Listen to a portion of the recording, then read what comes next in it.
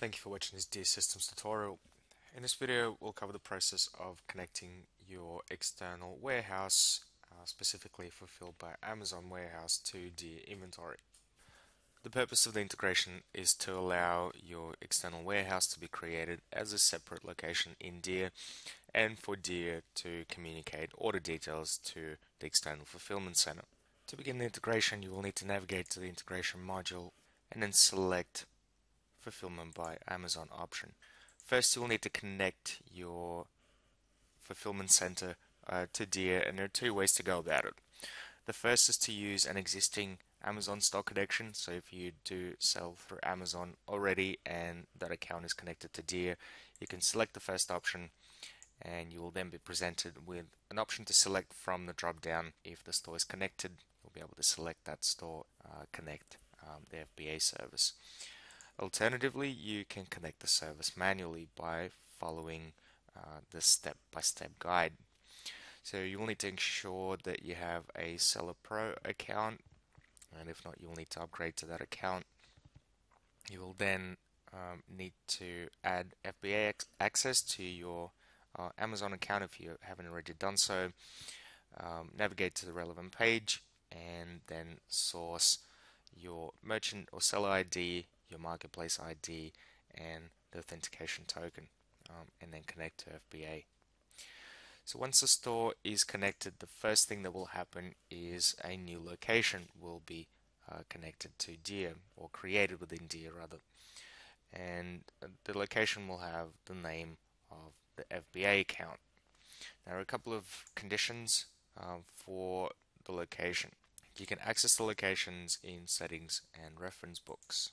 So first DIA will try to match an FBA location to an existing DIA location. If it does find a location, however, that location has bins, it will not be used as an external location, and a new location will be created, followed by a number suffix. Once the external location is created under locations, you will need to perform a Stocktake in order to synchronize quantities between the external service and the inventory. Upon selecting the Amazon FBA location and clicking Start, you'll be provided with a sync button. Now, by clicking the sync button, all the inventory quantities from the Amazon FBA center will be imported into DIA and the relevant Stocktake quantity populated. Now, if the products already exist in DIA, the Stocktake quantity is going to be populated in the top section of the Stocktake or the stock count. Now, if those products do not exist in DIA, they will be populated in this bottom section here, and you will also need to enter the unit cost. So the quantities will come across from your the fulfillment center, but the unit cost will need to be entered manually. Now, you will need to complete the Stocktake in order to synchronize the quantities, and from that point in time you can continue the setup of the integration. Now, the integration itself only has a limited number of options. So for when products are downloaded from the fulfillment center, you can nominate which price tier will be populated in DIA for those products. You can choose one of the 10 price tiers. You can also select what status the orders are created when they're sent to Amazon, either on hold or shipped statuses are available. You can then control whether the fulfillment orders will be processed automatically, or by ticking this tick box, you'll prevent orders from automatically processing. So there will be some manual intervention required. So we'll have a look at that in just a few moments. Also, you can control whether a new product in DIA will be created if it doesn't already exist. Now, the FBA Catalog displays the items currently in your fulfillment center, and also displays the quantities. The quantities are displayed in a number of sections. So you have quantities that are fulfillable, received, in transit, unsellable, and also inbound. You can force a sync of the catalog by clicking the Force Sync button. You can also view information about individual items by selecting them from the table. You can also change the product mapping in the catalog by clicking the drop down. The activity logs record all the transactions which have occurred in the fulfillment center.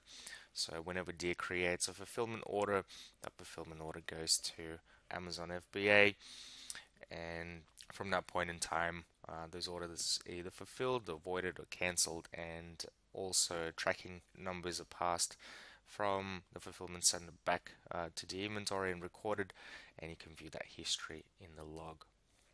Now let's take a look at how to create a fulfillment order for the fulfillment center.